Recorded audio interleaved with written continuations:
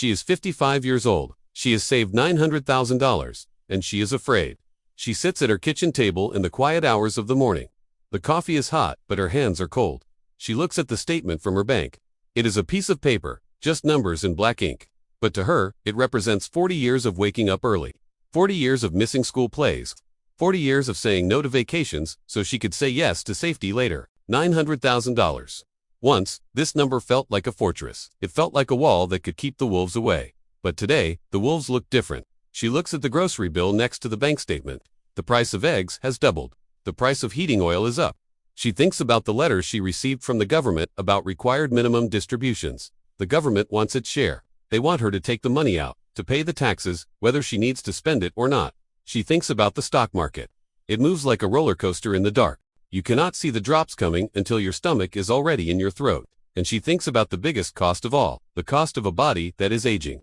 She knows that one fall, one diagnosis, one long stay in a nursing home, can wipe out that number in a year. She is afraid that she will live too long.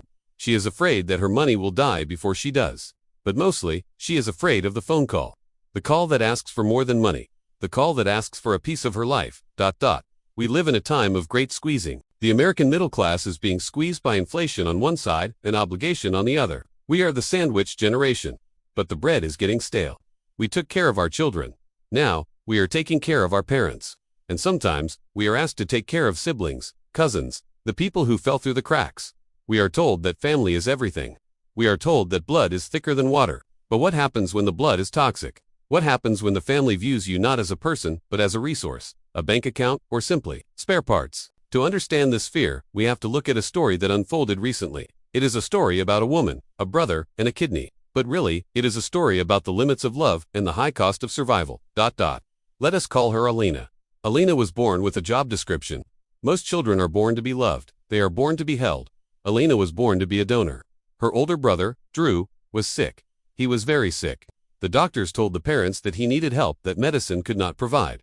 He needed biological material. He needed a match. So Alina was born. It started the moment she took her first breath. Her umbilical cord was not just a connection to her mother. It was a harvest. It was taken to save Drew. As she grew, the withdrawals continued. She was a toddler when the needles came. Bone marrow? If you have never donated bone marrow, you cannot understand the ache. It is a deep, dull pain that sits inside the very center of your bones. Alina remembers the hospitals. She remembers the smell of antiseptic. She remembers the fatigue. While other children were playing on the swings, Alina was recovering. She was tired, she was drained, and she waited. She waited for a thank you. She waited for a celebration. But the celebration was never for her. When Drew turned 14, the doctors said the magic words, cancer-free. The family cheered. The parents wept with joy. They hugged Drew. They called him a miracle. Alina stood in the corner. She was the factory that had manufactured the miracle. But the factory is never the hero. The factory is just infrastructure. She was invisible. There was another brother, Mark. Mark was the middle child. He was supposed to be the donor, but his body wasn't right for it, so he was discarded, too. In the shadow of the golden child, Alina and Mark found each other. They were the ghosts in the house. Drew, the survivor, did not become a saint. He became a nightmare. Perhaps it was the trauma of his illness. Perhaps it was the way his parents treated him like a fragile king. But Drew was cruel. He bullied Mark. He treated Alina like a servant. Fetch me this, he would say. Do this for me. And if she refused, the parents would step in. He has been through so much, they would say. You have to understand. They excused his cruelty. They funded his lifestyle. While Drew got everything, Alina and Mark got nothing. Mark got a job at 15. He bagged groceries. He mowed lawns. He took his crumpled dollar bills and he gave them to Alina. He paid for her school field trips. He bought her snacks. He bought her a Christmas present when the parents forgot. They learned a hard lesson very early. A lesson that many of us are learning now in our retirement years. You cannot rely on the institutions above you to save you. You have to save each other. You have to build your own lifeboat. Time passed. As it always does, the children grew up. Alina moved away. She went to the United States. Then she went to Spain.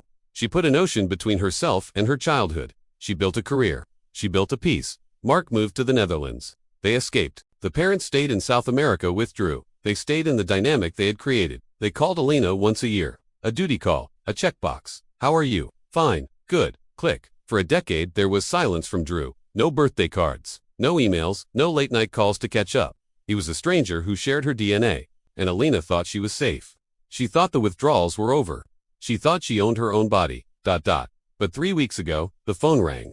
It was not her birthday. It was not Christmas. Alina looked at the screen. She saw her parents' number, and she felt a cold knot in her stomach. The instinct of the survivor. She knew, she answered. Her mother was crying, but it wasn't the soft crying of missing a daughter. It was the frantic crying of a manager who has lost an asset. Drew collapsed. Her mother said, renal failure. His kidneys were gone. But it wasn't cancer this time. It wasn't bad luck. It was life. Drew had lived hard. He liked the party. He liked the vices. He drank. He smoked. He lived as if his body was invincible. And now, the bill had come due. The doctors looked at his charts. They looked at the family history, and they saw a name, Alina, the match. You need to come home, her mother said. You need to be here in 5 days for the surgery. It wasn't a question, it was a summons. We checked your old records. The mother said, you are a match. ... Imagine the moment. You are standing in your kitchen. You have built a life. You are healthy. You are safe. And a voice from the past reaches out and demands a piece of you. A kidney is not a pint of blood. You cannot grow it back. Yes, you can live with one, but it is a risk. Surgery has risks. Anesthesia has risks. Infection clots, and what about the future? Alina is older now. What if her remaining kidney fails? What if she gets high blood pressure? What if she gets diabetes? If she gives this away, she is cutting her own safety net in half. And for whom? For the brother who bullied her. For the brother who hasn't spoken to her in 10 years. For the brother who drank his own health away. Alina took a breath, and she said the hardest word in the English language. No. ... The explosion on the other end of the line was immediate. What do you mean? No. Her mother screamed. This is what you were made for. Let those words sink in. Asterisk, this is what you were made for. Asterisk, not to be happy. Not to be a mother, or a wife, or a professional. Not to see the sunset in Spain. You were made to be a spare part. You are inventory. Alina was at work. She put the phone on speaker. She wanted a witness. She wanted the air of the room to hear this. Say that again, Alina said. Her mother cursed her. She called her selfish. She hung up. And then, the siege began. Emails, voicemails, letters. The flying monkeys of the family circled. Cousins, she hadn't seen in 20 years, wrote to tell her she was a monster. How can you let him die? It's just a kidney. Family helps family. The pressure was immense. It was a weight designed to crush her resolve. Alina admitted that she felt torn. Logically, she knew she was right. She knew she owed him nothing. But emotionally, she had been conditioned since birth. The programming was deep. The emotional part, she wrote, that has been molded from years of being a spare parts child, screams for me to book a ticket. ... This story is extreme, but the feeling is familiar. How many of you, listening right now, feel like the spare parts for your family? Maybe they don't want your kidney. Maybe they want your retirement savings. Maybe your adult son has lost his job again, and he needs just a few thousand to get by. Maybe your daughter needs a down payment for a house she can't afford. Maybe your siblings expect you to care for your aging parents alone, because you were the responsible one. Because you were the one who saved. They look at your nest egg, your 1.6 million, or your 800,000, and they don't see your safety. They see a solution to their problems.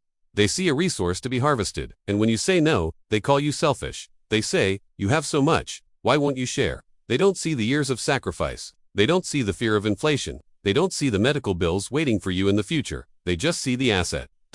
We spoke to ethicists about Alina's choice. They were clear. Bodily autonomy is absolute, one said.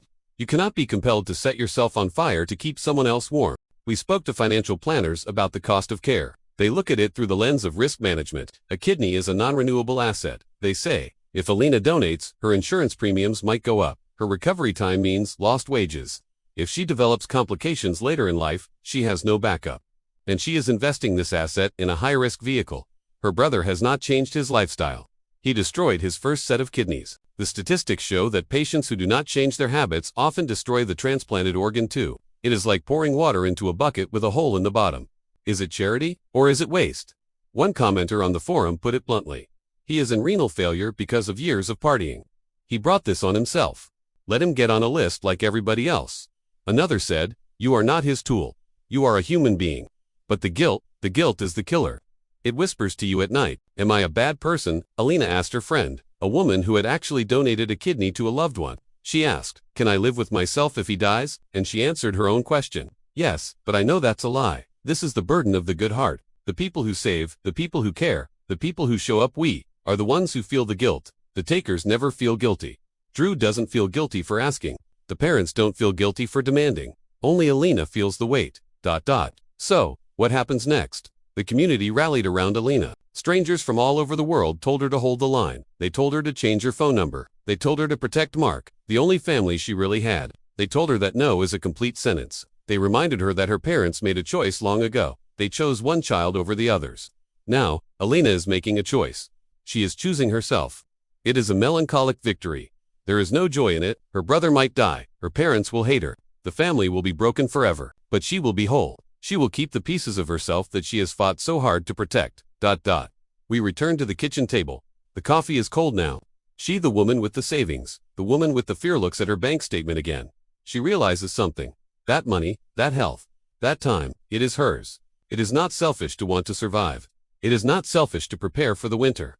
We are entering a time where we must be our own saviors. The government is struggling. The pension funds are straining. The cost of living is rising. We have to protect our kidneys, whether they are biological or financial. Because if we give them all away, if we deplete our reserves to fix the mistakes of others, who will be there to save us? The answer, usually, is no one. Mark understood this. He worked, he saved, he bought the snacks. He built the lifeboat. Elena understood this. She moved to Spain. She built the wall, and you must understand this. The sun is coming up outside. The light hits the table. It is a new day, but it is a harder day than the ones before. You have to be tough. You have to be smart. You have to love your family. Yes, but you have to love your future, too. You cannot let the guilt steer the ship, because the ocean is deep, and the water is cold, and you only have one life jacket. The screen fades to black. The music slows down. A single cello note holds in the air. And we are left with a question. Not about kidneys, not about bone marrow, but about limits. We know you have a number in your bank account, but when it comes to the people you love, when it comes to the demands they make on your time, your health, and your peace of mind, what is your number? At what point do you say no? And can you live with the silence that follows?